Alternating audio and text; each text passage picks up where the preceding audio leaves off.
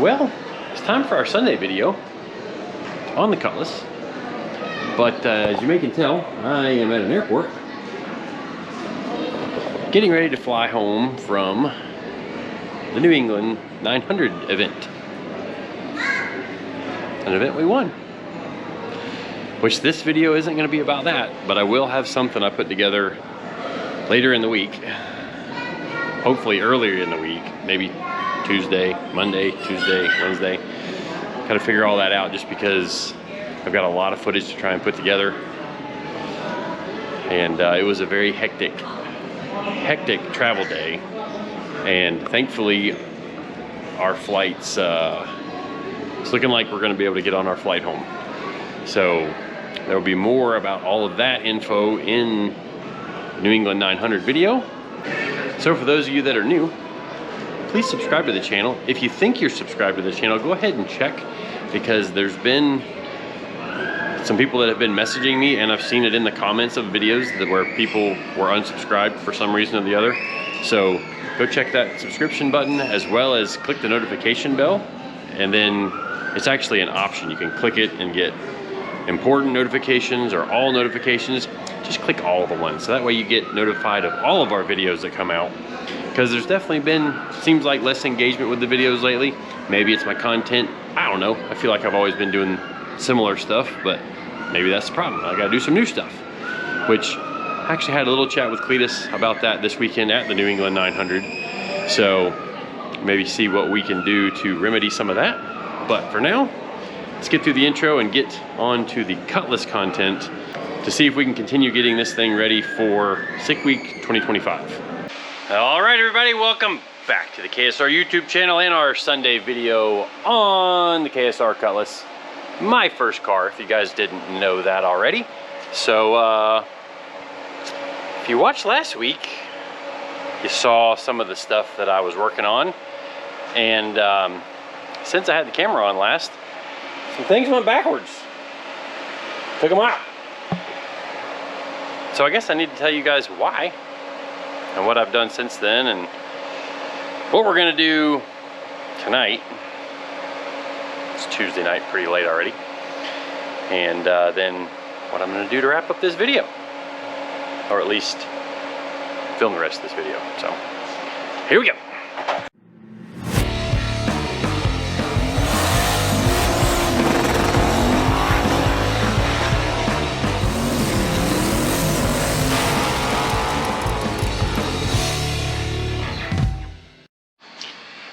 All right, so last week, you guys saw me do a bunch of cutting here, and I even welded in the driver's side, got my holes drilled, did a bunch of stuff, started positioning this one, kind of ran out of time because I was going to the lake with my kids.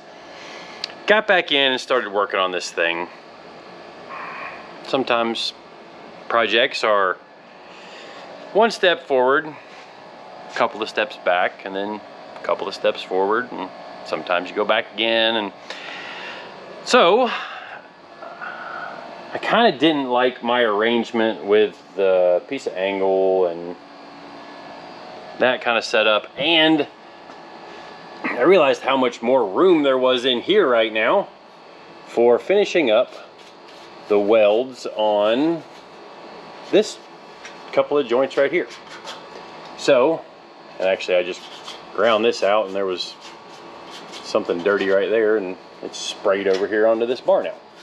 So I'll go get a wire brush here in a second and finish welding these joints up. And what I decided to do, and it's kind of funny because I saw some other people comment on it, was to make a bar to hold these two buckets parallel to each other. Now ideally I would actually make two of these bars and bolt it to the top and bolt it to the bottom, but I don't think I've got enough metal. Well, actually no, I don't have enough metal. That's some solid 7/8 rod that I had for another project, and this is all we got. And there is a point where we might be nitpicking this a little bit too much, but what I did is took some measurements from where the driver's side one was positioned, machined the bar so that we were equal from the center point to the driver's side, and then now we know that at least these two can be equal with each other if we put that machined mark, which is perfectly in the middle of this bar, we put that on the center line with the laser. So I guess I should just go ahead and get to working, finish welding that, and then start putting these things in so that I can see just how much more I've got to take off the bottom of this frame rail to get them level. I thinned out the area that was curved out before, or at least kind of flattened it out, which I don't know if that shows. This before, like where this piece was added on, it was really wasn't flat. So this is one of those things that kind of makes a stock car, or using a stock chassis, kind of a pain in the butt, because if we didn't have this to attach it to on both sides, we would just center that thing up, square it off the chassis this way, make sure they were equal from each of the number one bar, and then weld this thing in. But because we've got these here, like, it's not uncommon that these frames weren't perfectly square. So with a little bit of extra grinding and massaging, shall we say, that's what I've got to do to get these things level, square, true, whatever you want to say. All right, time for me to stop talking and get to work.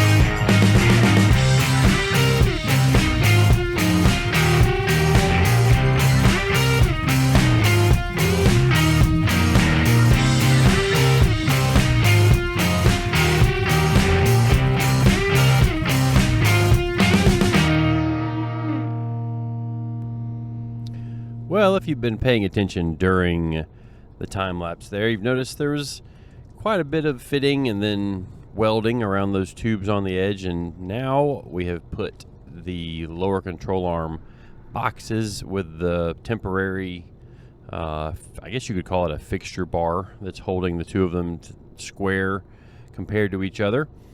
So now I am cutting the pieces of tube that are going to connect those boxes to the number 1 bar in the 25.3 chassis. That's just what that bar that goes under the main hoop is called, right there at the kind of the back of the main section of the roll cage. Kind of every bar in the spec gets a number, so you can, keep track of it. For me, I try to keep track of them in our invoices as well as our like weight calculations. I'll measure how much length I used for each bar, and even that Bentech program that I use will also give me a weight for each bar. So we're gonna kind of compare that to what the car ends up weighing when it's all said and done, kind of see how much of the chassis is left, but it's not 100% accurate, because there's also the weight of the welding filler rods. And you'll see, well, I guess in the section where I was welding those bars to the chassis, I went through several pieces of filler rod, and all those add up. I mean, when you buy those things, or you buy filler rod by the pound, and typically we buy it in 10-pound boxes, and I have used up some filler rod on this chassis for sure. So like every other tube in the car, you polish up the areas that are about to be welded, and then also deburr the inside of the notched ends. And this end that goes up towards the box, obviously that's flat, so it doesn't have any it doesn't have any need to have any kind of notch to it. But kind of see me bumping around on them with a hammer. That is to get them straight and parallel with each other. So what I did with them is I made them parallel with the same angle as the rest of the kind of the inner frame rails and the outer frame rails, which I'm referring to the actual tube, not the actual frame of the car.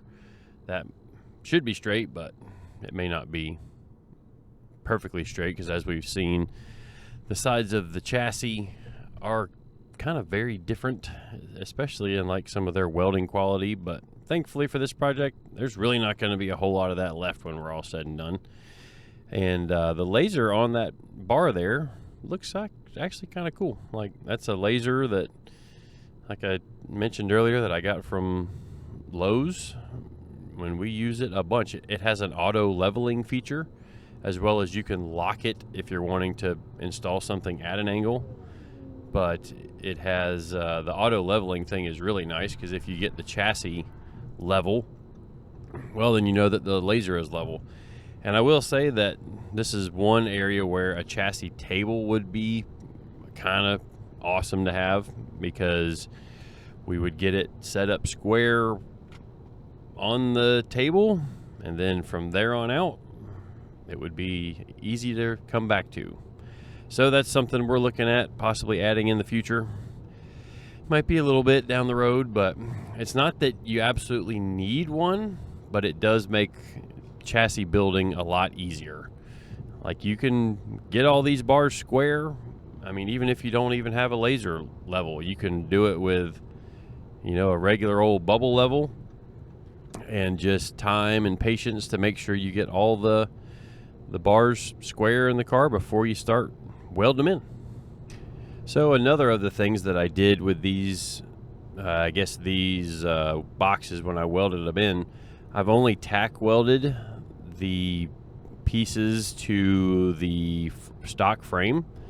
And that is because I wanted to get the bars welded between the boxes and the number 1 bar to kind of triangulate them, so that the boxes didn't try to pull up or down or even pivot a little bit when I put a lot of weld between those outer brackets and this, or what is left of the stock frame. Because when you weld stuff, it does tweak and move stuff around, and kind of as you heat stuff up, you you do kind of lock it in, but as you're heating it up, it may be moving around a little bit. So it's good to have patience when you're welding this stuff in, and occasionally check it for square and make sure it hasn't pulled out of square while you've been welding it in to its permanent location. Well, that took quite a bit longer than I thought it was going to, but I'm happy with it now. So you can see we are, the laser is right on the bar, bar's level, chassis level. That's a fabricator's favorite number. If you guys didn't know that, all, I think, like, I don't know, maybe it's just me. But we got some weld on the top side up here. We got some weld along the bottom side. This part was a pain right here because the frame has some rust in it. Even after sandblasted, it was not cooperating very well. But the frame's really not doing anything, especially by the time we triangulate from the top. I don't know if I'm just gonna go from, like, you know, here down to there with a, say, a 1-inch bar, or maybe I go from here up to here, or maybe here up to there, so it supports the bottom of this bar here. I don't know, kind of haven't exactly decided yet. Lasers. This has been a handy little tool. Got it from Lowe's, I think. And when I need to mount pictures in my house and keep them all level, just take it home with me. But I'm gonna call it a day. See, we got that welded just about all the way around. I'm gonna have to change the cup on the welder to get way up in there in the very bottom. It's probably like 1/4 of an inch that's not welded. Not that it would be a problem, but if I'm doing it all, I might as well do it all. So I think I'm gonna try and get some more stuff done on this thing in this video, because this is what I had planned to get done in last week's video. So maybe we'll go ahead and cut the outside of the frame rail off, cut the back off. That's an option. I also want to maybe run a bar from this tube up under here, like down to the top of this frame rail, and then we'll just cut and splice the firewall around it at some point.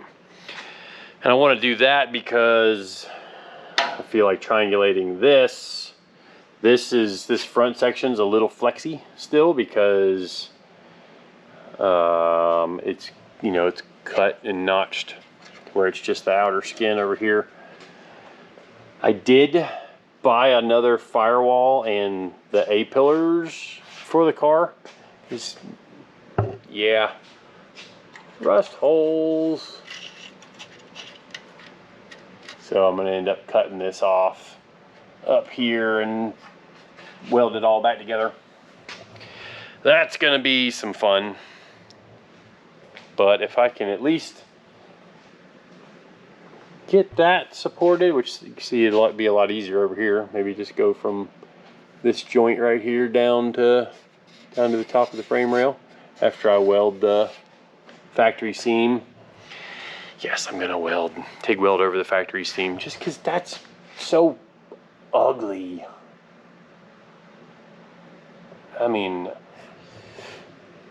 I had always heard, or I've heard several times in the past, that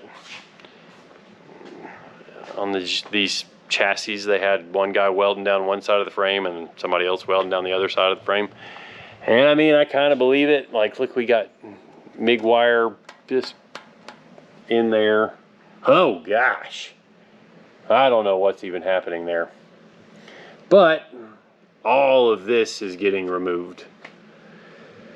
So that's gonna be a not fun day. But I mean, just look at, oh. Anywho, I'm going home. And I'll be back in the morning. See you in a sec.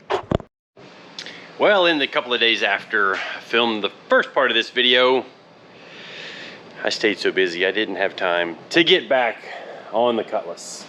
And it's actually Thursday. Like, I could have used Friday or Saturday to finish and add more to the video, but if you guys watched the race Friday night at Stafford Speedway, we're in Connecticut, at least by the time this video comes out. So we got all our gear packed up, carrying on all of our electronics, because I do bring a radio set so I can talk to Eddie as my spotter, which is a huge help. A little bit of eye in the sky action. And then obviously my helmet, which if I have to carry that in my lap the whole way there, that's what I'm gonna do, because I cannot not have my helmet. If I don't have my helmet, we're in a whole nother world of hurt. So I'll have to get back on this Sunday after we get back, later this afternoon when this video comes out, or possibly wait until Monday. But I did kind of look at doing some things, and I'm definitely gonna go from the top of this. I think I'm gonna have a bar that maybe curves and then comes up to this bar, or I might do a bar just straight from this bar down to the bar in front here, and then notch it where it goes over that, and then maybe we'll do a bar there. I don't know, something to triangulate that, because I just feel like that thing sticking out there kind of by itself. I mean, yeah, the load is mostly pushing straight on it, but if I have the bars in the upper hole, it's going to be trying to twist this up and all that kind of stuff. So see, I'm still here after hours. Can't say I don't work.